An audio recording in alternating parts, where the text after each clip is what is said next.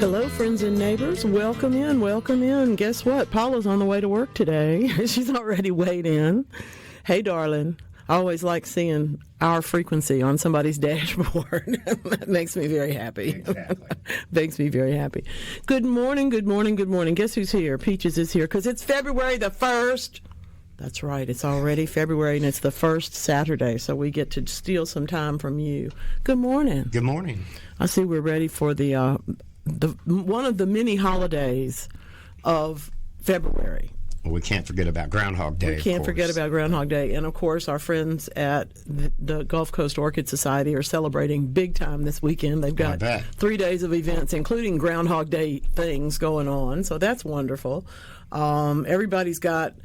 I have to send one more picture. I just realized that. This is, in fact, the Chinese New Year. It's the year of the snake that everybody's celebrating right now. And there is a controversy. When I first learned about Chinese New Year, I knew about it from a calendar, but in terms of celebrating it, I was in San Francisco. And there were places that served dumplings and there were places that didn't. And there were places that did the little money packets and there were places that didn't. And these were not all the same places. And I have just recently, I was today years old when I found out that, in fact, in the northern part of the country, if you're from there, you don't do the dumpling thing. You do the other things. So you feel free to celebrate any way you want. And, in fact, because it is the year of the snake, everybody should celebrate. Yeah, exactly. It's a very good year. It is a good year. In that calendar. So how you doing, Peaches? What's up? I'm good. I've been busy. Yeah, that's good, isn't it? Yeah, it is. Now, other than being freezing cold, your plants are in pretty good shape, huh? I've done well. You know, we kind of built a greenhouse to put things we wanted to save. Y'all know those plastic dispensers that you see at the restaurant, or you might see them at the big store, and it pulls out a sheet that's about 3 feet wide, and comes out on a long roll. Right. Mark has that attached to his house. Yeah. Only it's like 7 feet wide, and it just goes out over everything. I swear, you have the best protection for somebody that doesn't have structures. Well, we kind of we turned the tiki bar into a greenhouse. So you had to have a tiki bar to start with. Yeah, complete with a fire pit, and carved wooden heads, and all these plants. The plants look lovely in there. Yeah, it's challenging. In the recent snows, I've seen several people have sent me pictures at their house who ordinarily don't have their houses full of plants. Right. People in New Orleans and Houma and Lake Charles and whatnot, and they can't walk in their house because they brought everything. Well, and then you have the cat issue. Oh, let's not talk about the cats today. Yeah. Okay. I love my cats. It should be spring so they could go sit in the courtyard because they don't like it indoors in this cold weather. Good morning, Lance. Speaking of cats, hey, cat. What is going on? Well, this is, in fact, Dark Chocolate Day and the beginning of Dark Chocolate Month. So we're going to be celebrating my favorite kind of chocolate all month long, no question about it. But today is also Decorate with Candy Day. So I'm trying to think how many kinds of, it's not gingerbread time, but could we do a chocolate house? Come on now. That would be fun. I mean, I did a little candy decorating. Add little, things, yeah. Yeah, we're going to spring that on Lance later. Oh, that's right. We can do that. Yeah. So it's going to be a very fun February. I'm happy to give credit to my friend Marshall Ramsey, the cartoonist, whose cartoon today says, well, today is day number 5,732 or something of January. That's how January felt. I am relieved, I'll tell you. Oh, no, it felt like it flew by to me. It did me too, and but February to me, it's like the light at the end of the tunnel. Well, sure. If we're lucky, we've hit the worst and the best is yet to come in terms of weather and gardening conditions and all of that. But in reality, if there were not so many holidays in the month of December, that would be the month. Yeah, this would be the rocking month. Yeah. Between Valentine's and obviously most of Mardi Gras. St. Patrick's Day. St. Pat's comes up in March, so we have to prepare for that. St. Mark Patrick Day. Yeah. That's right. And is this the time for the Joseph's altar too, St. Joseph? Don't we celebrate that in the spring? I mean, there's just so many things, so many good things going on. I think we should have, national Peaches Day. Well, of course we There should. there already is one. There better be. We'll declare it. We'll declare it anyway. Today is also, my friends, this is Potato Lovers Month. So all of us who are planting potatoes, I'm just such a stalwart person. I grow what I grow, and I don't grow a whole lot, and yesterday, I walked into Tractor Supply, where my friend works, and bought a package of potatoes for planting that are fingerling potatoes. I have no idea if they're going to grow. This is an entire experiment I'm going to waste some time on. It's going to be lots and lots of fun. It's that time. But they had other ones. They had ones that you would recognize. I just had to grab that because I'd never grown them before, and that's really part of my joy of being a gardener is that, I can try this. Let me see. It might work. Growing potatoes is a lot of fun. I love growing potatoes. It's a lot like growing peanuts because, all of a sudden you're finding all these There they things. are. There That's they right. are, There they are. You can open it all up. And in fact, we will talk about that when the time comes. But I just recently saw some very clever ways to grow peanuts that are in above ground things that you can see in. You can watch them as they grow. Kind of like an ant farm. Kind of like that. Like the earthworm things that they used to build. That sort of fun stuff. It's just, why not? I also have a new way of that someone has sent me pictures of growing potatoes entirely in straw. Now they do put in liquid fertilizer, which I may or may not do. I'd probably have to do something else, but they're in crates stacked up, right? And so each one is maybe it's a crate like you would have at your house. It's a milk crate is what we call them. Right. Nobody brings milk in them anymore, but everything else comes in them. And they might have three potato plants in it.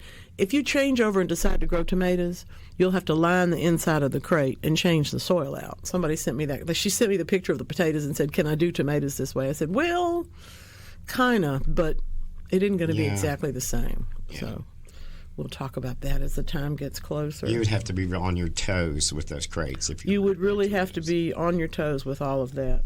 With with Valentine's Day coming up, I got a Halloween card this week from somebody that forgot to mail it. I love that. Halloween in January. Better than wait till next year, and do that way. Just, okay, fine, thank you, I found this card. I'm going to go. Well, I have a friend whose birthday is in January, and it's right now when everybody's been filled with all sorts of other stuff. And she says she'll get cards in like April, from people. Right. It's like, this has been in my desk since April. At least they were thinking about you. So that's a nice thing. There you go. I don't know how to say this, y'all, but Antique Rose Emporium is one of my favorite places. And this week's newsletter from them is so blatantly a sales tool, I can't begin to tell you. If you order from them by like tomorrow, they will send the plants to your Valentine, the roses, only it'll be the plant, not the roses that they'll eventually have to, dry or put away somewhere. They'll send it to them in February. That's unusual for shipping to happen at this point, is not common. But not now that they've promoted pollinator roses and now they're promoting this Valentine's Day thing. I want to encourage you, even if you're not going to buy roses this year, just go look and see what's all is available, because they have some wonderful varieties and they're all sorted out by what zone they'll grow in the same way that the David Austin Roses site is done. By the way, they're also in Texas, in case you didn't know. But there's just so many good choices that we have that my friends who say, I don't really like roses, I don't really want to grow roses, I think it's because you tried to grow those ones that came bare root in the grocery store in the corner, which some people do really well with. I don't. I grow older varieties that don't need spraying, things that are growing on their own roots for the most part, and quite frankly, ones that I like the way they look. Yeah, something that I've noticed in the last decade or so, the marketing of these roses, they do a little play on words. Okay, so we have the Antique Rose Emporium, which Nellie and I both promote and love what they do. Well, the large rose manufacturers or producers use different words. It may say heirloom, it may say antique, but usually all of those are going to be your easier care roses other than a hybrid I don't tea. think it was Jackson and Perkins, but I saw some major rose things that things introduced before you were born, and it was a good list, right. of things that like the fairies from 1932. Yeah. Okay, so it was things well in advance of even me being born, but I thought that was a good way to promote it, because when we're looking at those older ones, it's kind of like classic. It's like our friends in the classic literature world. If they've stuck around this long, there's probably some reason for that. Right. There's a reason. There's a good story in there somewhere. Well, I'm the person that's guilty of being in the store, nursery, wherever, alphabetizing the roses so I can find the one I want. Because they always get all mixed up. Yeah, that's true. It can be difficult. Because I have my favorites. Sure. Occasionally, I'll branch out and try something new, but. I really have. I don't have a limit, but I do have 5 or 6 real favorite roses. One of them is the butterfly rose. Yes. Partly because I just love roses that change color. Right. Partly because I like to see the bees on my roses every now and then, and those have very flat, open flowers. But also because the foliage, the leaves on it, is not the classic green. It's almost a red color, and we're accustomed to the new growth on roses being red. But when it stays a little bit more burnished looking, it's very pretty. It is. And it really does show off that yellow-pink flower thing. Oh, I had a phone call. Mike from Houston, he was driving, and he didn't want to turn the radio down, so I'm going to ask the question for him this morning. Sure. He wanted Hey, Mike. Yeah, he wanted to say hello to everybody. And number 2, is it okay to plant onions now? Yes. And then 2, how deep do you want to go when you plant? Well, if you're planting onion sets, which are the things that are about the size of your little finger, Mm-hmm. Yes, ma'am. I would say an inch deep. Okay. Yeah. Wouldn't you? At the most. That's what he was referring to at the mostly. most. Yes. You'll find some that are sold in bags, and there's a whole cluster of them, and you kind of have to go for wherever they're further along, and so they'll be bigger, and they've already got some shoots coming out of the top. So you kind of have to put them a little bit shallower because they've already started to grow. But what you're trying to do with the tiny ones is just give them space to get fat before they have to send up their greens. Right. Yeah, you definitely don't want to plant an onion set anything too deep because they really grow just under the soil. And onion growers will actually pull the soil away from the bulb. Sure. So that the bulb is like half a third exposed. When it's established, it almost looks like amaryllis. Yes, exactly. They'll be pulled up to the shoulders.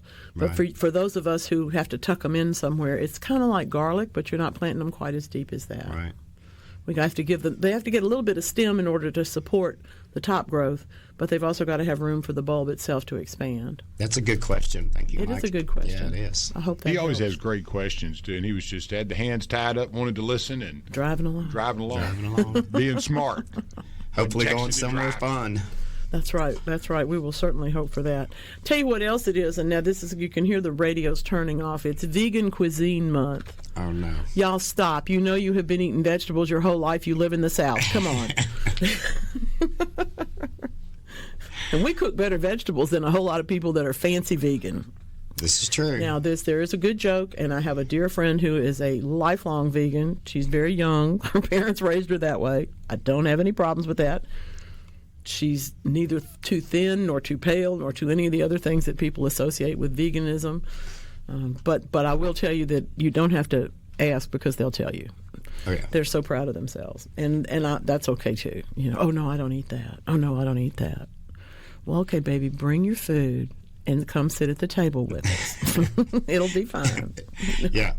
You rarely will hear me say the words, I won't eat that. Well, there are a few things that I'm not crazy about, but I will say, if I had to pick, it would be the vegetable part. It would not be, oh gosh, I'm going to make some enemies right here. It would not be that I have to eat lentils and quinoa for the rest of my life. Or Twinkies. Or Twinkies, I don't eat that either. But I have eaten lentils and quinoa, and I will eat those. But I'm really a rice person, and just basic. I mean, I'll eat every kind of rice now. Used to only eat brown, but now I'll eat all of them. But I don't know. It's funny. I don't want to be that limited. Right. I never wanted to. I never wanted to be non-dairy. I always wanted to have a little bit of everything. I think that's if your body can tolerate it, I think that's the way to go. This is Change Your Password Day. I don't know how to tell you. Oh, no. Yeah, I had a good lesson I gave out about a week ago on the most commonly used passwords. And it was 1, a good 2, 3, 4, 5. No, they're great. Yeah, if you have any of those, folks, please get rid of them. You have been instructed. Yeah. Please. Even my computer can find those. I like using the names of 80s hair bands because nobody's going to get that one. You know, nobody knows those. Yeah, like Guns N' Roses or something like that. AI knows them. Yeah, that's what's doing all the. Well, what's your selection? Do you let the computer pick your passwords now? No, I've always we were so religiously involved with that in finance that you had to change them. You would get the notice, very quickly every 30 days, and you had to rotate. And so, you couldn't write it down and do it that way because they would always say, hey, you have it written down on your computer and all that. So they're real picky about it. So I got used to just having a system in my head. It's written down on a piece of paper, which I hope I can find when I need it. I had a little system in my head, that worked pretty good, that I could rotate through about 12 of them, and then by the time you got to the end, you would go back to number 1 and do that. So lots of memory. Well, it was just a system. Doing it for so long, you just kind of had to mind because you'd come in and needed to make a quick adjustment on something and go, oh my God, I've got to change my password before I can do anything. What is my other one? They also, in that regard, always would send us a notice that it was time to back up the computer. Yeah.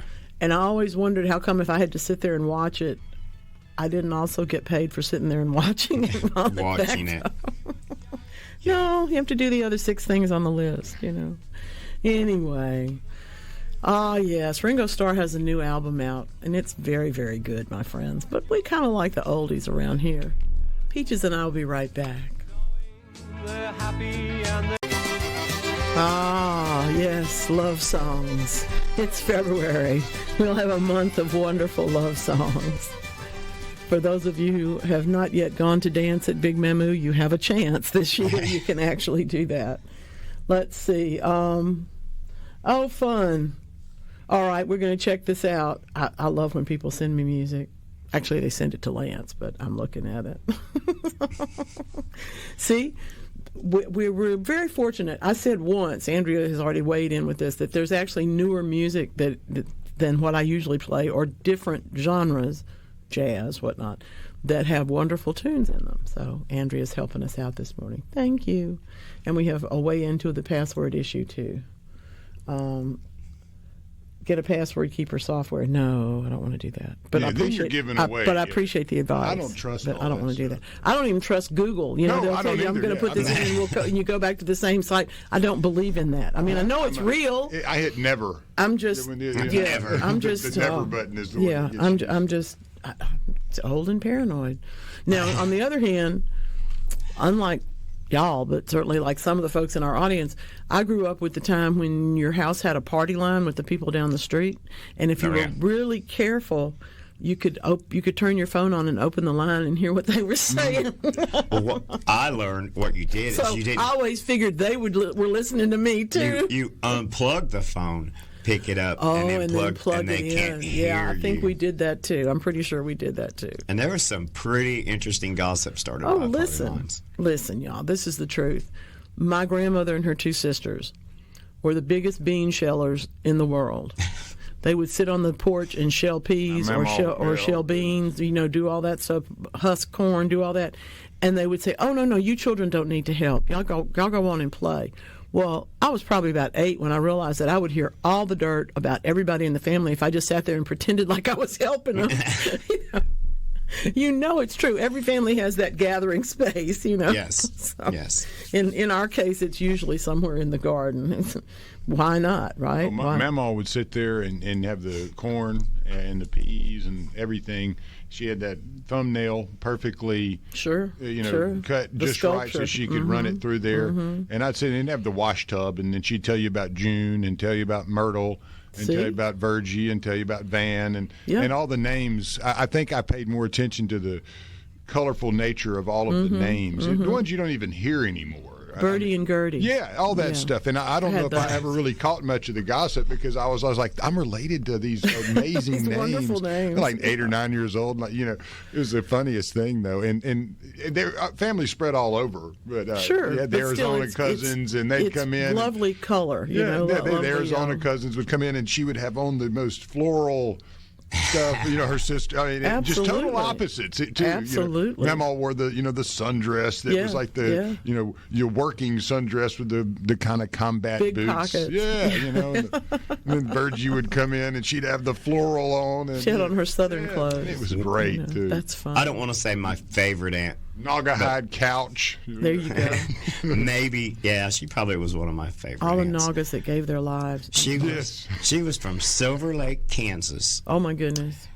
Lived on a farm, raised chickens, sunflowers, wheat, whatever. When she'd come to town, she had a bag full of diamonds, a suitcase full of pretty clothes, a Shih Tzu. If you're going to get fancy. What now? A Shih Tzu. I don't know if you can say that on there. And then... weighs 2.5 pounds. And then a collar. A suitcase just as full... Oh, well, sure. Of hair. Of course, yes. There's always one in every family that, like Dolly Parton says, I have 365 wigs, but I could use a few more. But it was like monumental when Aunt Pat would come. I love that. Because she would always bring presents and candy and things we shouldn't have had. Exactly. And then she would disappear in the night and we wouldn't see her for another 6 months to a year. Isn't that fun? She had a good life. Yeah. she was definitely she knew when to pull the parachute and get out of there. As my mother would say, exactly. My mother would say, that's a cutter. That's a cutter. That's a joyful person. I love that. What fun. Yeah, we are dealing this time with February, which now we are going to go from having record cold 2 weeks ago to having record heat within the next 2 weeks in many of the communities where our gardens exist. You think we're tough?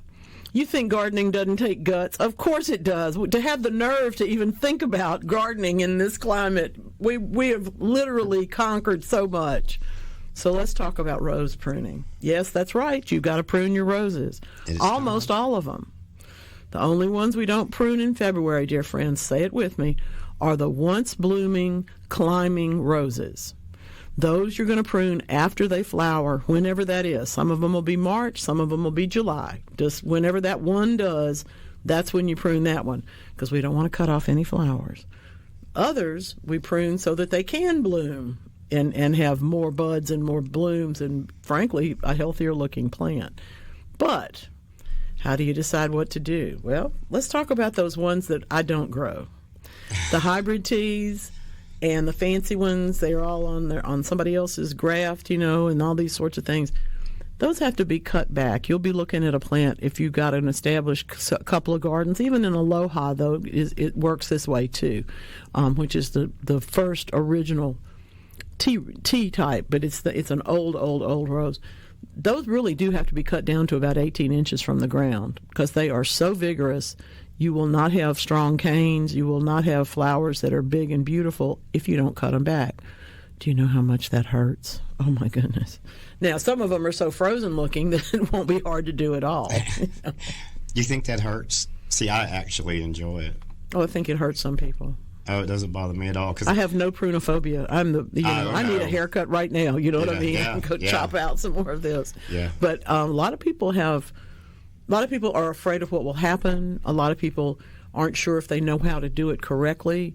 And some other people have had someone tell them stuff that really doesn't make much sense. Like, I don't know, take that electric hedge trimmer and go prune those knockout roses by the church. Right. There's things that aren't particularly sensible that they do that and they don't know if they should do it again. People get very nervous about pruning. I see it as creating that anticipation of what you're going to get with all the new. And that's really how you have to look at it. Well, and when you're looking at something like the fairy or one of the other small 3 to 4 feet tall antique classic heirloom own root, whatever you want to call them, roses, that group of roses, there's a lot of twigs in there that you just have to get rid of or they'll just stay there and be twiggy. Yeah. So there's a lot of trimming inside the canopy as well as shortening it and evening it up so that it's pretty. And people get frustrated by that. They don't know, is this one going to be alive? Is this one? Well, you can tell right now. If you wait a while, it's not so easy. It's like crepe myrtles. Right. If you didn't prune your crepe myrtles last month, you come to me in 3 weeks and go, can I prune them? I'm going to ask you if they've already sprouted leaves. Because if they have, well, we missed it. Yeah. You know? Yeah. So, and the roses can do you that same way. Exactly. So I'm looking forward to doing it. You know, we don't have a lot of roses. You know, we have a handful, but they're ready and they're covered with rose hips. It's crazy. I have some with hips. I have some with rose buds that just sort of froze. Yeah. So they're in every condition. But you have to be a little bit, you have to be a little serious with this when you go to prune them, because that shape you create now is the one that's going to be there all year, and you're going to have to look at it. Right. So if you've got more growth over here on the left, but you think, well, there's not enough leaves down lower on that stem, trust me, come on, cut it back. As long as it's not brown underneath when you cut, you're going to have a good result, even if it has no leaves on it right now. People get so scared. Well, and speaking of cutting back things with thorns, the bougainvillea lived through the freeze. No. Yes, it's alive. It now has a crew cut.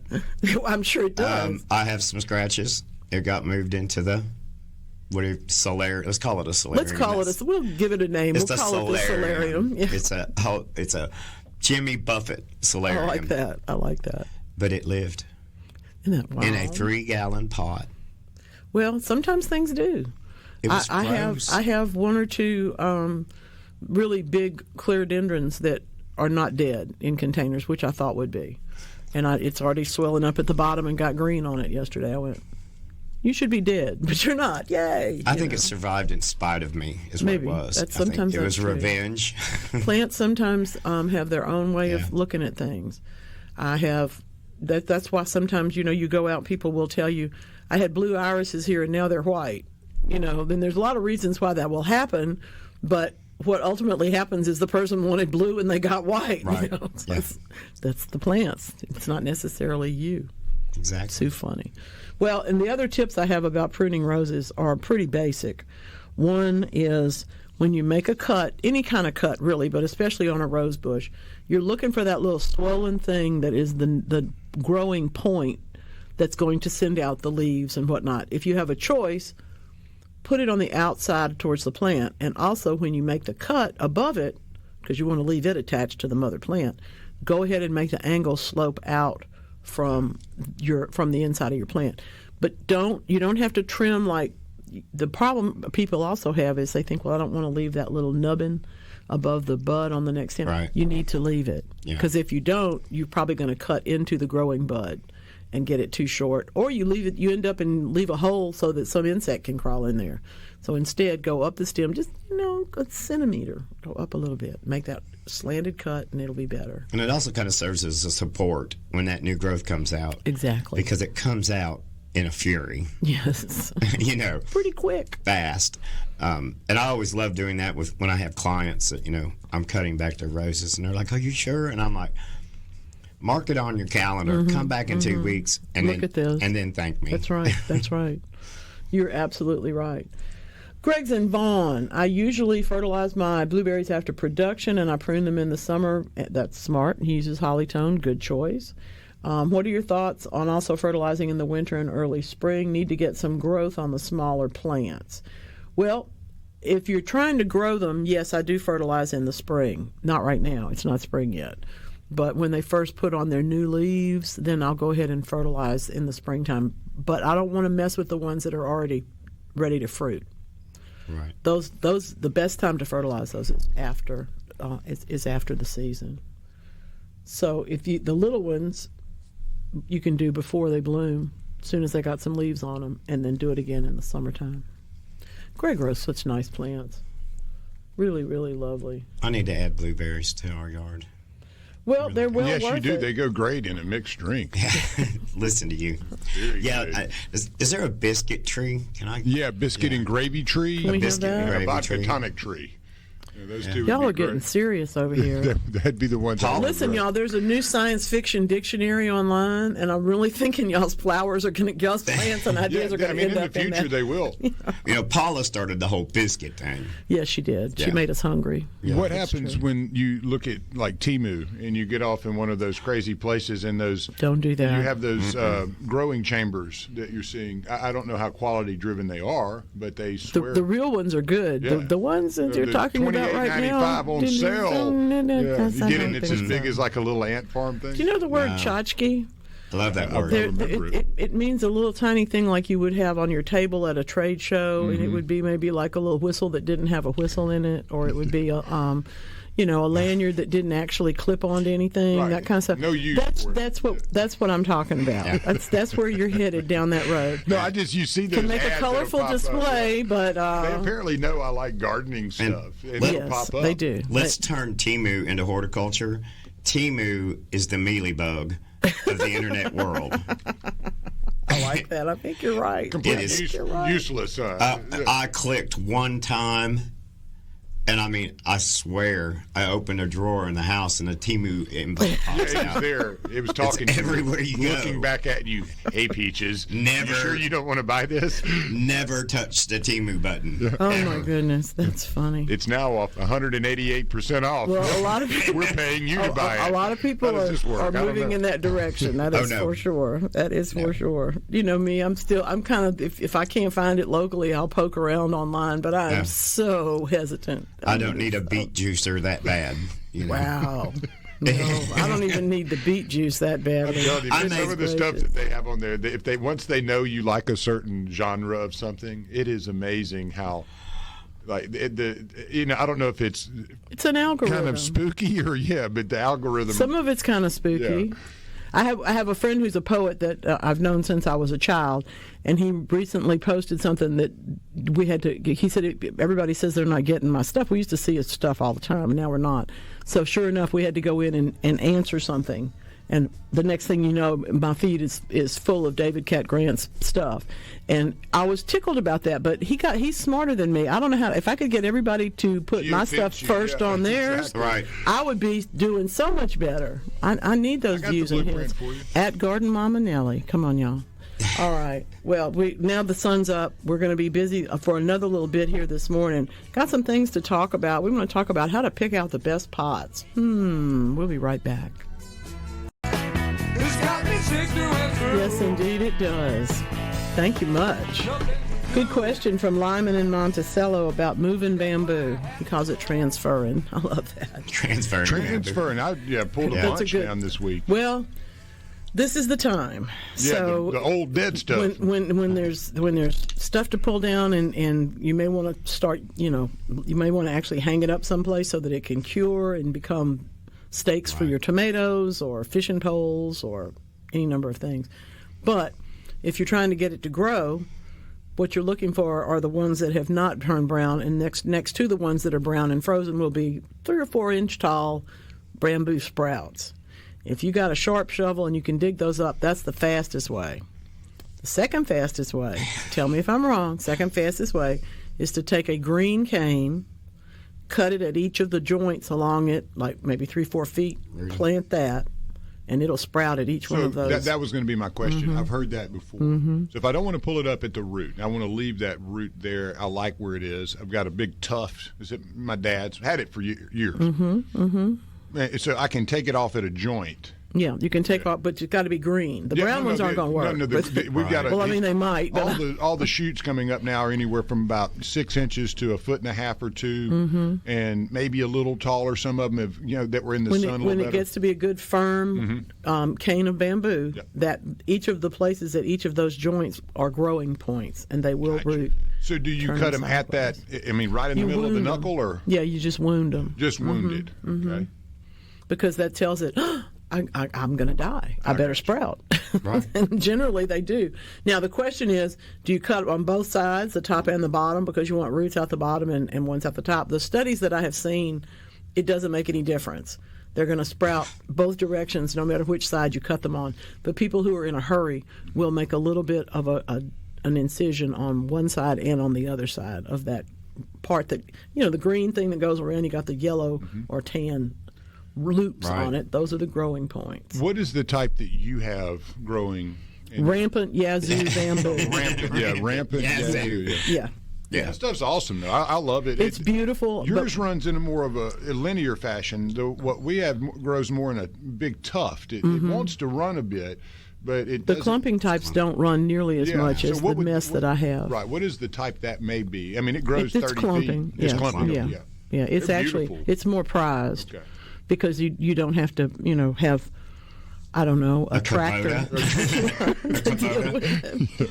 Harvest season. Exactly. Yeah, and now the text line is going to light up with, how do I get rid of bamboo? Well, yeah, there's that. It's surgery. I would say move. Surgery, hire a doctor. Move. My neighbor cut down a tree, and therefore I have his bamboo that used to be way back in the far corner. I know that bamboo well. It's now everywhere in the back corner of my place. But it's pretty. There is a little pocket subdivision in Jackson, surrounded surrounded by giant bamboo, and I so want to go on a renegade mission and get me some. And I think I might, because they'd probably appreciate it. They probably would be happy to see they would some be of like, it finally, somebody showed up. Somebody showed up. We made 10 calls. That's right. We've been trying to do this. Now, I will tell you this, having tried myself, I'm not very good at getting that bamboo shoot to taste like the bamboo shoots that are in the restaurant. Yes. That's generally speaking a seedling bamboo that is used to grow those shoots. That's why it's more tender. Back in the day, when I was at Standing Pine Nursery. Not Sleeping Willow, but Standing Pine. Next door. We had a grove of bamboo that in about this time of year, February, early March, it would pop up in a greenhouse, and you would come in the morning, and it would have knocked 6-inch pots of lantana on the floor. Sure, yeah. Slapping it around. Yeah. That's how fast it grew. Oh, yeah. It's tremendously vibrant, wonderful green material. And I have no argument with it whatsoever. It's just hard to control. It is, and, definitely. I have children like that. One question, and we dealt with this last week on the Handyman Show. I've seen some reports roughly, discussing the use of hemp in building bricks and blocks. Very fascinating. Sure. Obviously, it's not something that may work here as well as, say, in less humid climates or the places that, bigger kills. Yeah, right. Have a lot more access Drying to space. hemp. But it just brings that question with such a fibrous plant that hemp is. It has so many different uses. Yeah. Does bamboo have any diversity outside of? Sure. Could you make clothing out of it? And they do. And okay. I have Given one that bamboo it grows shirt. so fast. Why is that not? Bamboo sheets are some of the most wonderful, soft things I've ever encountered. Bamboo paper is lovely. Yeah. It's all very intensive. This is one of the things, and I'm so glad that you brought it up. We, in this part of the Deep South, but particularly in our beloved Mississippi, we got natural resources out the wazoo that we don't do anything with. Yeah, and that's my question, really. I mean, if we should be doing a bamboo processing plant, obviously, but we've never done that. We've grown the textile, but not made the clothes. We've always had that. We grew the catfish, but we didn't until recently process them. We need it from field to retail store. Exactly. You got the farm to table mindset. Conquer the world. Yeah, farm to table. We need to come up with field and to retail. Come up with more and more ways for individuals to make enough money to get by in this crazy world. I agree. Yeah. I have to throw mine in. Some of my favorite, I'm going to say, undergarments were bamboo. Absolutely. And it was a brand that I found at like a closeout store. On Temu, right? No, not on Temu. No, Temu, I didn't say your name, Temu. 39 cents. But I have not been able to find that brand since. Well, and there are, obviously supply chain things happened during the pandemic, and some of them just never came back because there was nobody left to do whatever it was. But we're looking at, I think, the best part of an obvious opportunity to do things with all of these because people are so curious about things now. Yeah. So if anybody's listening that manufactures men's underwear made out of bamboo, please call. Let us know. Yeah, he does not want to go online to get these. We'd much rather deal direct to the retailer. We have a market for you. We absolutely do.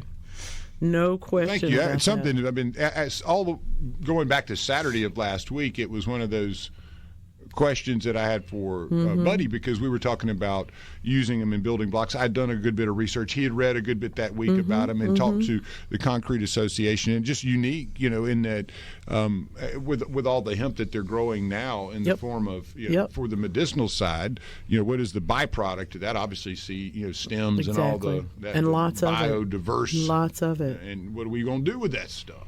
Yeah. Yep, we're going to turn it into stuff. Let's hope so. I'm reminded of the students who came to visit me here because they were taking the materials that your lunch comes in when they send it from another school to your school. It's a very thick, padded kind of sort of styrofoam sort of paper container, and they made bricks out of those, and they did beautifully with it. They went and competed and won all sorts of things because it was a repurposing of something that otherwise is going to pile up around you, much like hemp stems, so it's a real good thing to do.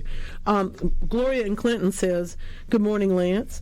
I missed what she said about pruning roses. When do we prune knockout and ground cover roses? Good question. Thank you, Gloria. The ground cover roses really you can do now in February if they need to be pruned. If not, you can wait until after their first bloom, just like you would do any other flowering shrub, and prune them and then they'll come along. But you do need to prune the knockouts, just not as heavily as we prune some other things.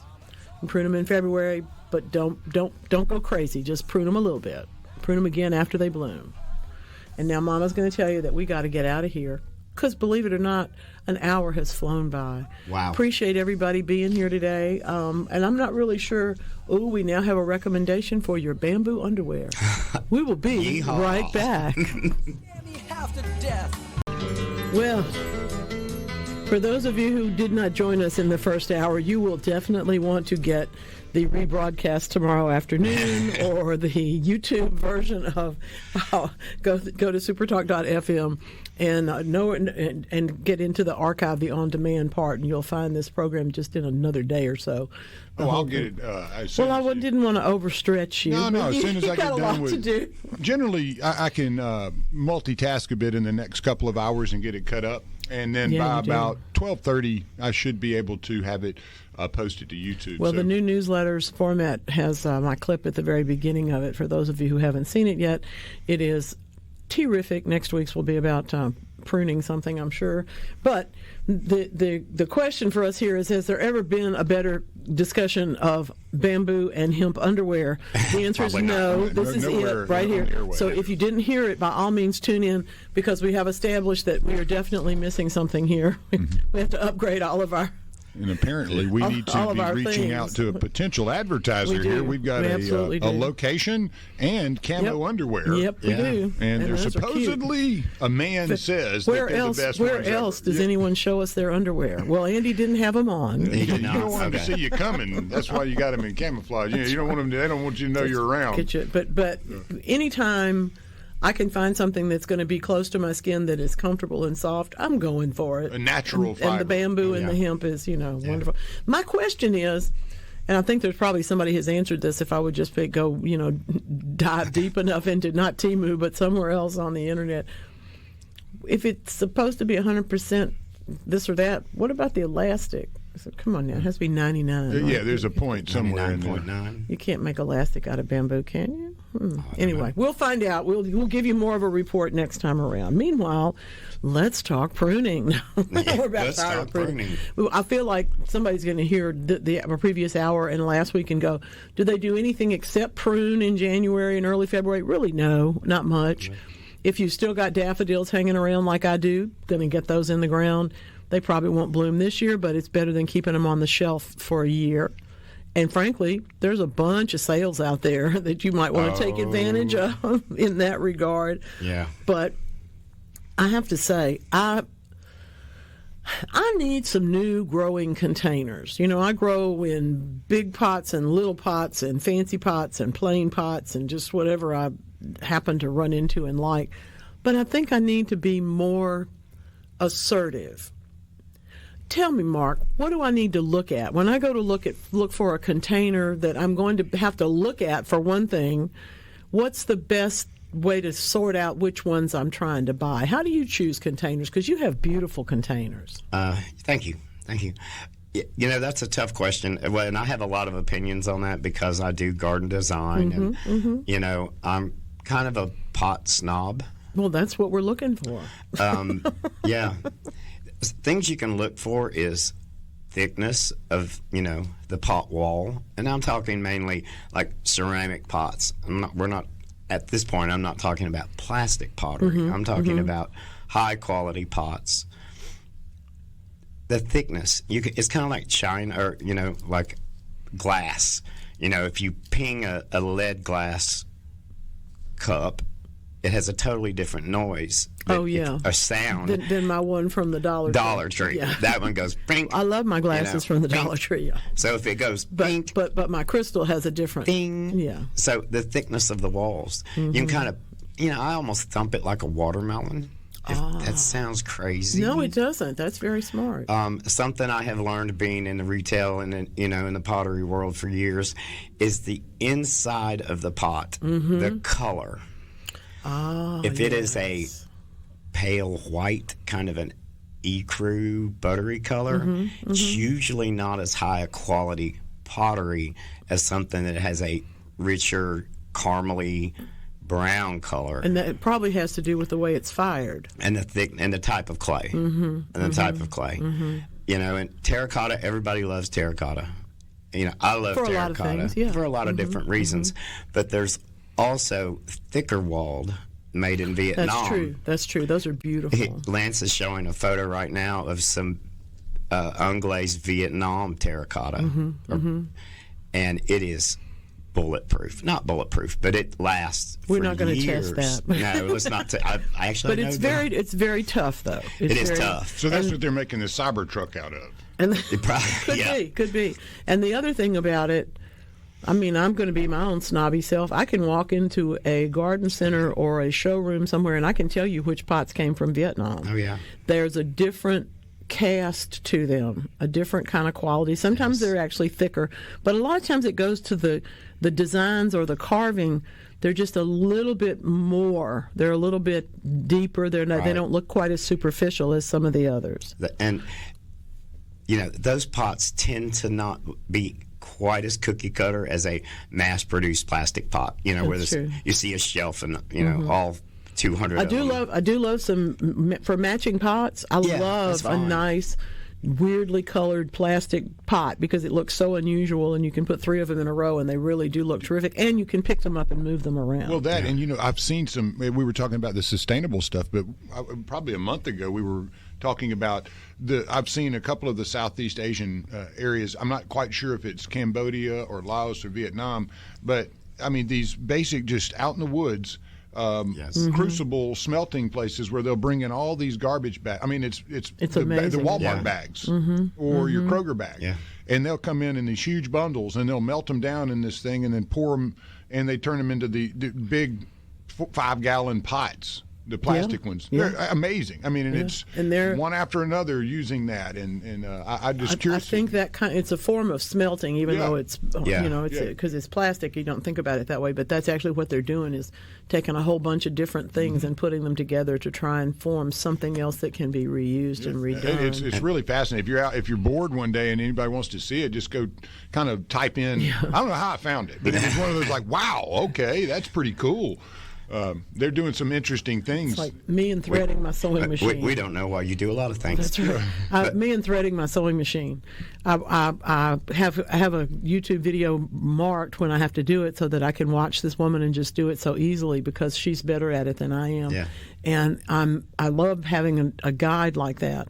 But if you go much farther, you're into sewing machine needles and widths of thread and too many things.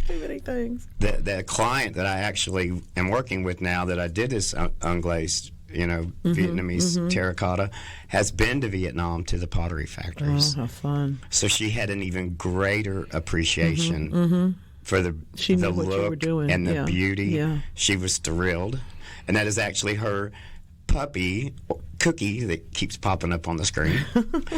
But and you can see their handprints on the insides of the pots sometimes. A lot of times you can. And, you sure can. and then you have the glazed pottery, and it's kind of the same thing. It has a sound to it. It does. It has a different sound, and the colors are not as, I don't want to say basic, but the colors are oftentimes not primary colors, and I like that. Yes. I'm looking for, primary colors in my flowers. I want the pots to be something reflective of the color that I'm looking at, but I don't want it to be matchy-matchy. So. And if you don't see a sticker that says frostproof, and you're at a establishment that knows their pottery, they should be able to tell you if it's frostproof or not. Yes, they should. They really should. And if they can't, ask them if anybody there knows, because at least their buyer knows. Somebody knows they know what they bought. Because really frostproof pots. Really important.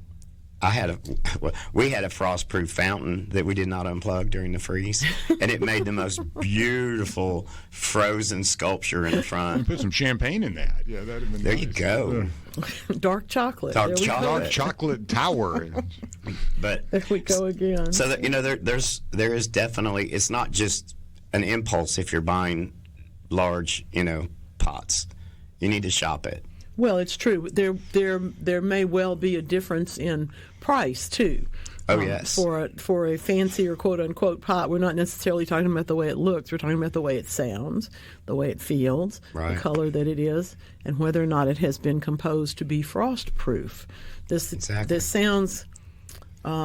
When you think about it, you and I have both been around long enough that we were there the first year they brought in the chimeneas. Oh Lord! And Remember that? Remember that? And they're still around. It's still a good thing. It's still a good thing. But they're not real attractive after about 10 years. No. Or when the tail breaks off. But for example, I have my one really large Vietnamese pot that I was a gift years ago. I wish I only had one. And I have that one is the one that has survived the best. Yes. And I know that it was the priciest of all the pots. Oh yeah. It is entirely frost-proof. It is entirely this and entirely that, and it's an absolutely beautiful container. But it makes everything else go to shame. I have a hard time putting things around it. And this is shameless, but if you're unsure, just give me a call and I'll help you shop your pottery. That's what I do. We'll work that out. Help you pick out your favorite color and mine too. At that point, yes. One of the things that we're always talking about is planting these pots. I want to encourage you, if you're celebrating Chinese New Year, get a peperomia, get a Chinese money plant. If you're celebrating, that's another heart-shaped thing, or round-shaped leaves, but if you're looking for the classic heart shapes for Valentine's Day, don't overlook a red bud. That's the most romantic thing you can plant for somebody, as far as I'm concerned, because the flowers are magnificent, the leaves are heart-shaped, and they'll think about you forever because the tree is really long-lived. Plus, it's a native to this deep part of the South, so it's going to do well for you. It's one of those things that you just have to really think what you want and what you're doing. Gardening doesn't have to be the same every year, and it doesn't have to be the same every season. Yeah, we're lucky. And another one that's out there in the market now, because I just picked one up the other day, is the red dragon willow. Oh, yeah. Curly willow. Beautiful plant. Yeah. That's a beautiful plant. When you see the curly willow, somebody gives you a flower arrangement or a vase that has some things stuck in it, that's sort of an arrangement of dried things, and there's curly ones. That's what he's talking about. Yeah. And yes, you can grow it. This one is more of a dwarf, and in the wintertime, the stems turn red. Love Yeah. Love that. It's a good one. So pretty. David in West Point is sending us the chocolate recall. Uh-oh. Somebody always has to rain on my parade. But yes, it is true. The dark chocolate is one of those things. The more you pay for it, the better it probably is for you. Now, that's I'm not going to lie. That's true. I think this would be a good time for Lance to do his taste test. Ooh, and his dark chocolate that I brought him. Yes, it doesn't even have weight to it. I mean, just wait. Just wait. It's like popcorn almost. Before I leave, I will reveal the secret recipe. That's right. That team what in the world is this? It's good, isn't it? Man. Isn't that crazy? It even has it's all dolled up with some sprinkles. I love this. Of course it has sprinkles. Come on. You've been showing the photo. What is this? Ladies and gentlemen, that is chocolate-covered, butter-flavored cheese puffs. And it's ridiculously good. I hate to tell y'all. It is so good. I made it, and you can carry it in your pocket. I gave it all away. Day. Not in August; it would melt. Well, no, but now. Yeah, it just turned into a buttery mess in the bag. But that's awesome. I made that. Isn't that Great crazy? work, buddy. Thank you. Man. I made that in honor of National Dark Chocolate Day. See? Well, and there's always something to celebrate. That is absolutely the truth. I'm happy to tell you that in addition to everything else that today is, sorry, boys, today is Spunky Old Broads Day. And we in the Spunky Old Broad department are more than happy to tell you that we are, in fact, spunky old broads. Doesn't matter how crummy you feel at 3 a.m., she said autobiographically, you can still get up and go about your business and live your life if you're a spunky old broad. Now, where does the word spunk come from? Sadly, it actually comes from the world of horse racing, but we'll talk about that another day. It has to do with being able to overcome and being able to grab onto stuff. So I appreciate that. One of my many nicknames was Spunky. Really? Well, that's a good one. Yeah. And your mother is too. Oh yeah. So, yeah. We come from very strong and spunky. We're not going to tell Mom about today's holiday. No, we'll let her figure that one out Yes. on her own self. Absolutely. Today we have pruned roses. We have talked about a little bit about pruning crepe myrtles, but not very much. Somebody sent me the most wonderful email that I could have answered for like 3 pages, but I didn't. What do you think of crepe myrtles? Well, I don't like to think. I like to know, first of all. But yeah, I would plant one. I wouldn't plant an LA. I wouldn't plant 20 of them on each side of a driveway. Give it space if you do, yeah. Well, I mean, for sure, but that's to me that's always our mutual friend, another famous horticulturist, says the third one from the left will always be die. the wrong color or die. Yeah. You know? Yeah. But that besides that, we have plenty of room. We can plant lots of wonderful trees. We can plant trees that will be interesting from spring all the way through fall, all the way through winter, and of course crepe myrtles all summer. But there's not any reason not to plant more than one kind of tree together. We're not trying to, what we're trying to do is create an interesting looking place. And so I was happy to say I like crepe myrtles. I think the varieties that have been released since the latter part of the 20th century are a much better choice than the older varieties. And I'm not that way about roses, but I'm that way about crepe myrtles because of their disease resistance and that beautiful peeling bark that they have bred into so many of them. It's just a stunning winter feature. I love it. Our Natchez White are magnificent. Yeah.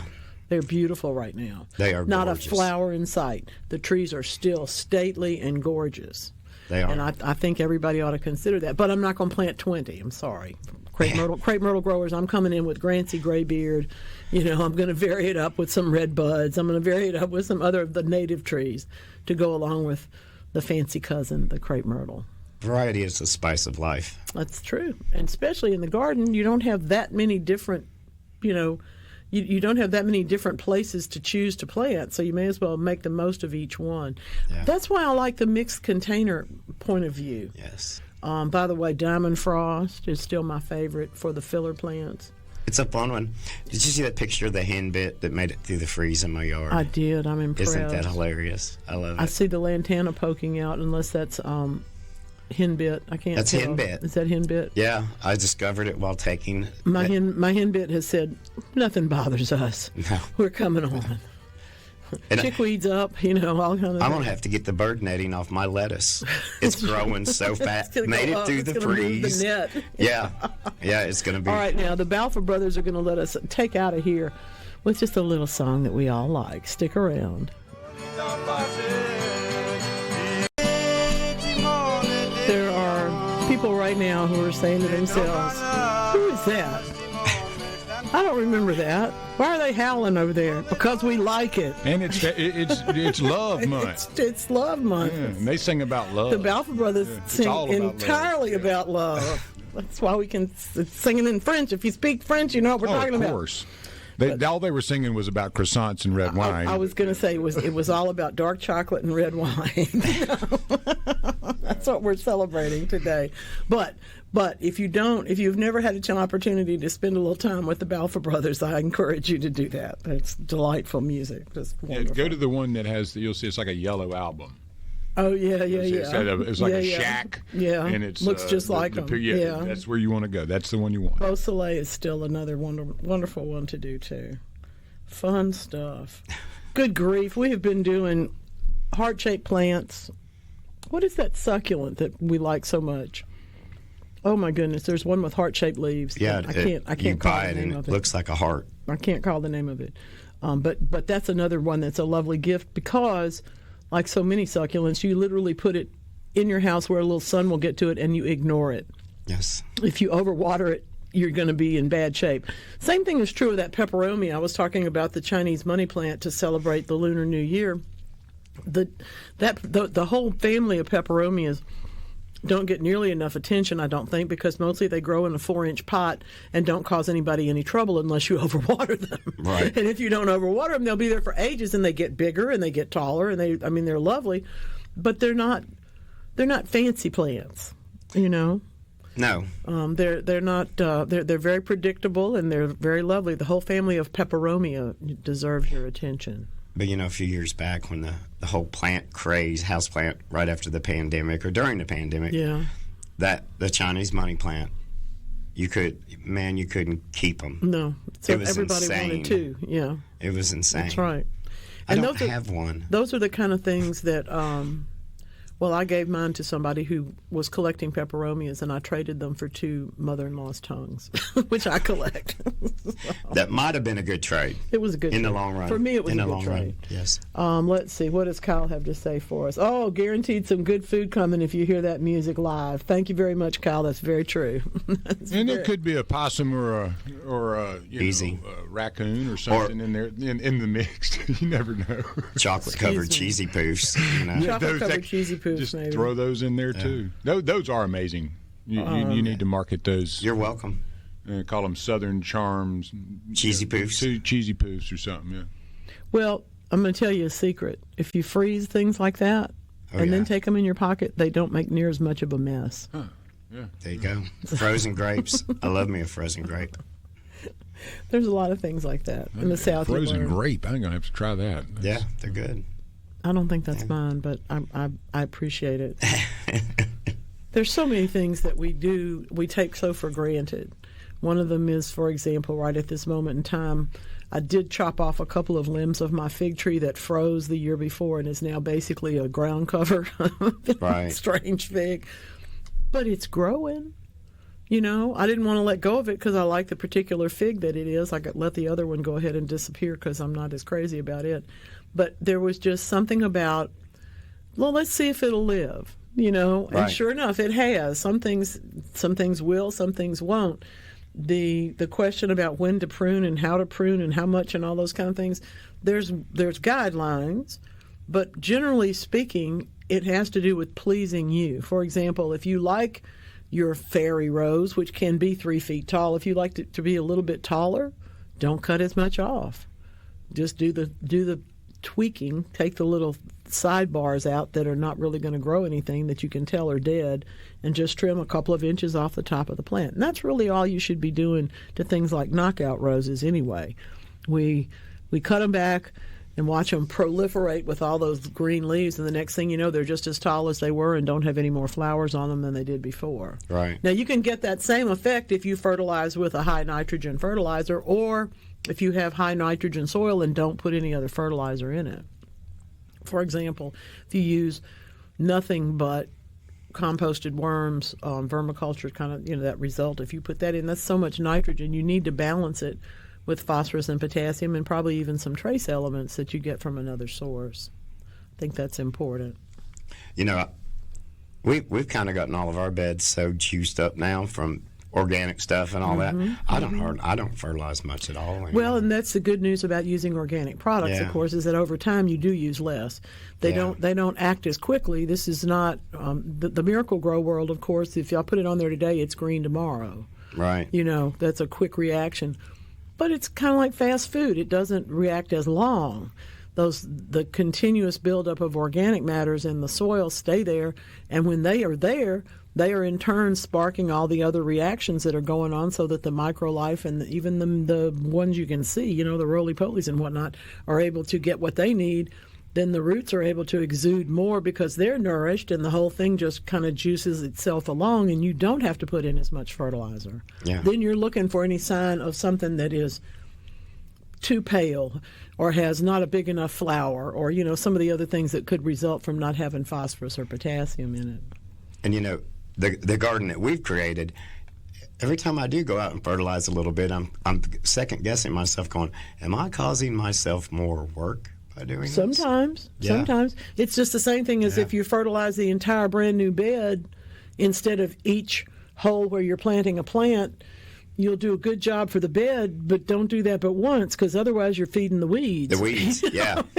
We don't really need that. We have plenty of things that are going to come up on their own. Here, chickweed, have some fertilizer. Exactly. I'm still amazed. People forage for that, in other parts of the world. Oh, I know. So, I do know that. Wow. It's like watercress as a child. Yeah, that's true. Yeah, we would get watercress out of the creeks. I don't know that I'd do that this day. Maybe not now. Maybe not now. Maybe not now. Let's see.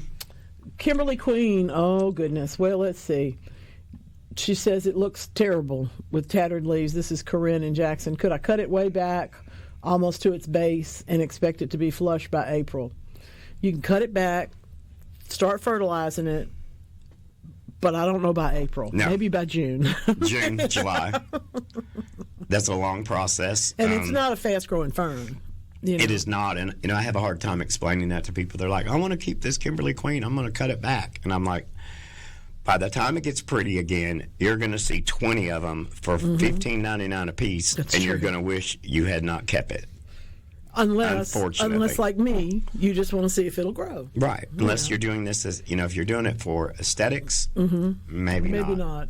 But if you're just doing it for fun, sure. Go ahead. Yeah. That's why we stop on the side of the road and pick up the ones that other people have thrown out. Yeah, or artificial plants. Just to see what we can do with them. That's true. There's a whole lot to be considered in there. We've not really talked about crepe myrtles and caring for them. I know we talked last week a little bit about the whole business of doing oil. And that's an important thing to remember in the crepe myrtle world, because at this point in time, if your crepe myrtle doesn't have any problems, you're in good shape. You want to spray the whole thing, trunks, branches. If there happen to be any leaves left on there, maybe there are, maybe there aren't, but indeed around the base of the tree, because we're going to be able to control so many insects and really just any pest problem that tries to get started will need oxygen. Right. Almost all of them. Not in the soil, but almost all, even some of those.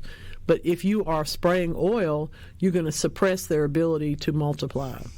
And it makes a whole lot of sense to give yourself the opportunity to do that now. Crepe myrtles are great for planting at this time of year, too. They're beautiful trees. But if you're going to plant it, you need to think of it like you think of your fruit trees. You need to go ahead and prune. Right. Because if you don't, it's going to just be prolific and start growing. And at the middle of the summer, you're going to say, Garden Mama, what do I do about this thing? It's only got one stem going straight up. Well, that's because you didn't prune it in the same way that a fruit tree has to be pruned. If your crepe myrtle has one side that's got more on it or one part of it that's thicker, you really do need to do those adjustments when you plant. I believe that this printout that I have, oh, that's a good one, yeah. I actually found at MSU Cares. Well, MSU Cares has good drawings. I wish I could give credit. I don't know who does them. Yeah. Or they may have a computer program for it. But I did publish some of that this week myself, because we'll see the thing that says don't commit crepe murder. Yeah. And everybody laughs, but nobody understands that what we're talking about are those knobs that form at the top of the trunk when you cut them off at like as bigger around than my arm every year for a number of years. Then they really do have to start growing all over again, and they're not attractive. They tend to make sort of lollipop-looking trees instead of the graceful nature that crepe myrtle can have. I do have to say that last Wednesday evening, the Garden Mama almost got hit in the head by one of the largest crepe myrtle knots I have ever seen in Vondren. Isn't that something? It was terrible. Good grief. And I don't know why. It makes you want to be that the midnight pruner, instead of the midnight rambler. You want to come in at night, just bring a small chainsaw and tear that apart. Get rid of these knots were almost the size of a soccer ball. Yeah, and that's not, it's not good for the tree. It's not good for anything. Yeah. Now, so what do you do? Well, sometimes you can go in and cut right below those knots and start a new process of selecting the next stems to grow out of it. When they're as big as that, you really do have to just trim them off and then select a couple. You can't cut the whole knot off because you'll hurt the tree. At this point, it's got so much energy in that structure. So try not to do it. Is it time to prune plum trees? Yes. Mm-hmm. If you ask me next week, the question will be, no. Have they swollen up yet? Do they already have leaves or flowers sticking out? And the answer will be no. But right now, as long as we have just come out of very cold weather and you don't see any signs of growth on it, absolutely prune plum trees, apple trees, peach trees, pear trees, those guys for sure. Figs, if they haven't begun to grow, sure. I noticed that the loquats here have already started putting out an attempt at new growth, which makes no sense whatsoever. But, they don't get fooled, so I guess they know what they're doing. But it is time to prune things that have not begun to grow. That's for sure. Definitely. And if before you know it, it'll be too late. Oh, yeah, in a minute. That's the thing. It's like that window is pretty small. It's not like your azaleas where you can kind of drag your feet. No, you don't have a month in this case. No. Because they are going to all begin to bloom and to make leaves and then eventually fruit in the case of those fruit trees. In the case of the crepe myrtles, they're just going to start making leaves, and if you prune after that, you mess up your flowers pretty seriously. Yeah. Pretty seriously. Definitely. I have a couple of questions that I've had this week that I thought were interesting about what to cut down. And people are starting to looking at 68, 70 degrees in the forecast, and they've got things that definitely froze. I'm going to tell you to keep your thumbnail intact. Don't cut back anything that has green underneath the bark, and be aware that if you start cutting back, shrubs particularly, but even some perennials like lantana that have a woody cast to their stem, you're going to end up, unfortunately, bringing on a cold snap that will just freeze them again, and you'll be out there in another month pruning again. So take it easy. In other words, don't jinx us. Really, I'm Please. serious. I do think that we will have cold weather. I don't know if we will have colder weather. I don't know if it'll be colder than it was. But my house there, in my town, rather, not my house, but in my town, there was 11 degrees, which was a record. And I don't really want to see that again. My house was fine. Thanks, y'all, for those of you who worry about me. I appreciate you. But, in fact, it was too cold for me to be comfortable. And I'm just hopeful that we don't get that low again. I'll take 20, but I don't want that. Well, I really, the article that you sent me, I appreciated greatly, and I have shared it widely. We're also hopeful with the long-term weather being modest. No, I'm looking. This is, cast in stone. I'm going to hold him to that. Yeah, we hope. Well, we've got 8 to 10 days now. It's going to be. Yeah, it's going to be lovely. It's time to break out the shorts. It's tropical now. I'm going to start. I'm going to start on my heated tub tan. And I'll tell you this what. Weekend. I'll tell you what. Heated pool peaches, Patrick. And you guys don't forget now. You guys, this is the time to get your first pedicure of the season, because everybody's going to be looking at your toes in those sandals and those flip flops. I just spray paint mine. I don't even. I don't even want to think about that. I'm kidding. I just spray paint my feet to make them look good. I'm playing. Is it too late to prune blackberry canes? Yes. Yeah, unless they're dead and you have to take them out. Usually we wait and see which ones make fruit, and then the oldest of the canes we take out, but we do that in the summertime. If you have some that you should have taken out and you didn't, yeah, sure, go ahead. But otherwise, maybe leave those alone. Leave those alone. Oh, now we go back to one of my favorite haunted places. Lived in Baton Rouge a long time. I was even in this guy's studio more than once, y'all. This is John Fred and the Playboys. Well, we have done the month of love, February. We have done dark chocolate, which isn't anything but love from my point of view.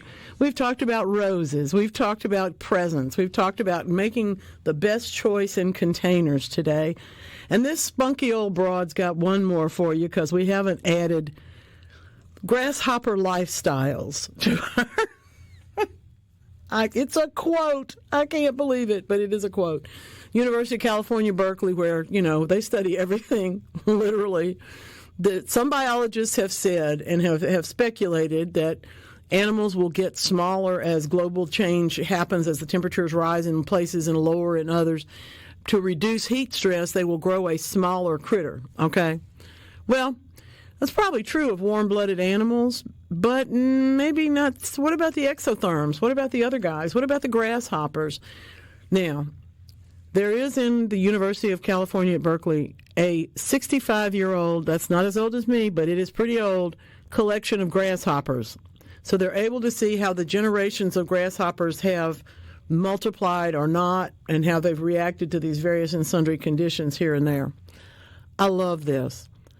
The ones that overwintered as juveniles, the ones that got a head start, so to speak, will be bigger and have gotten larger as a group over the years than their same species that didn't hatch until spring.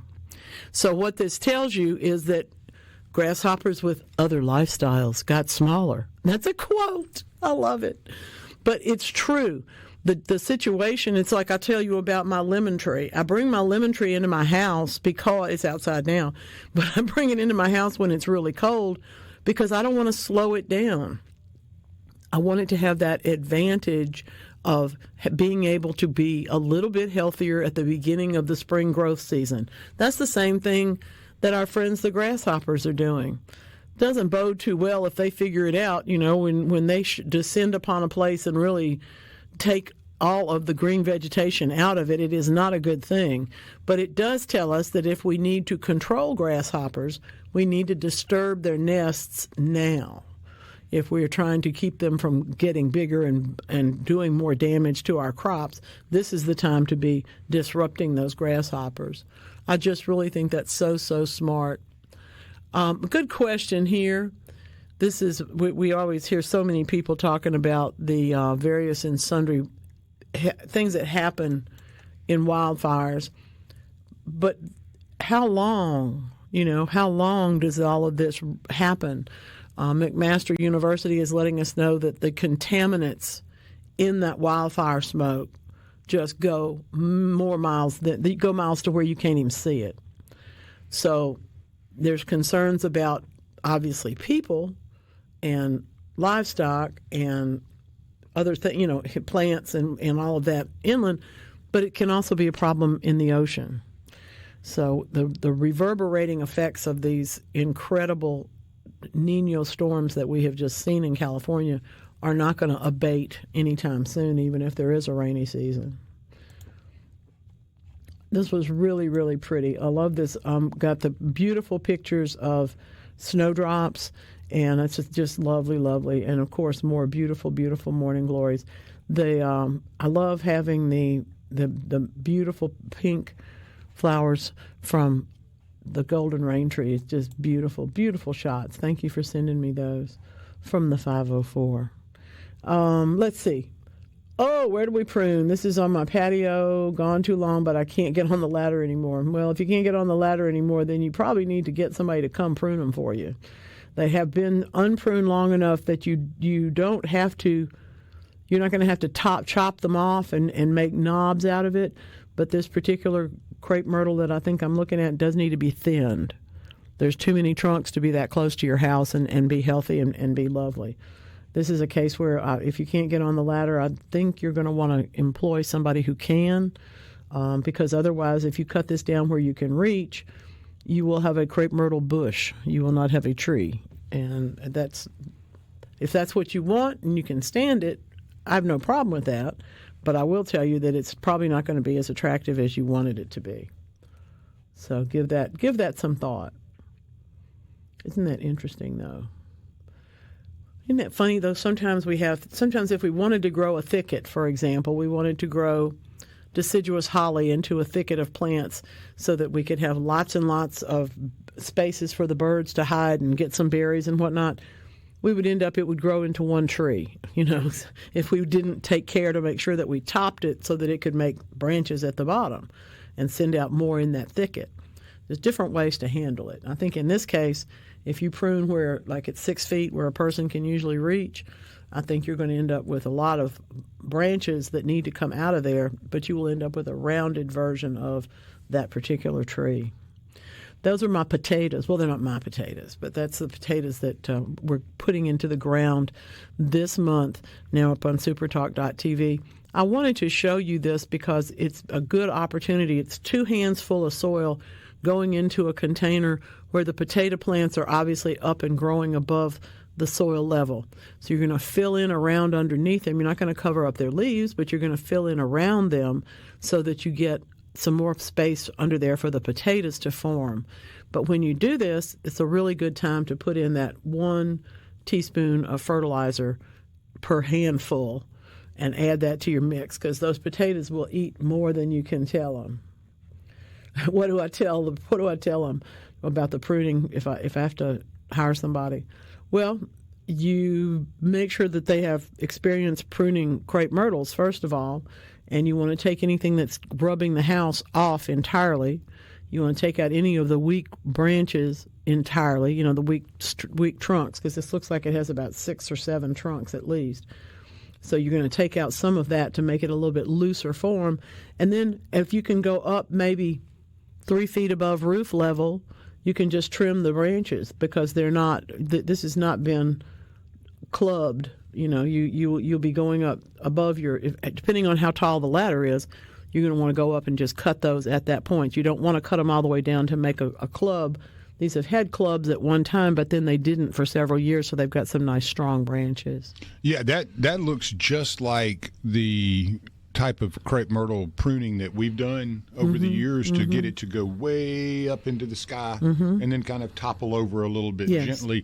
And it makes such a great difference if you have them close to a house. You got to work on them for a while, but once you get them to clear that corner, this can be pulled out and put the flowers way up above. They look so much healthier to me when they get that extra space. Once they clear that corner of the house where you've been pruning, you don't want it to touch it. But if you can just get it to get above that, it really takes off. Yes. And they're beautiful. The flowers are amazing. Neither your roofer nor your insurance agent wants those things rubbing on the corner of your roof. And it doesn't want to.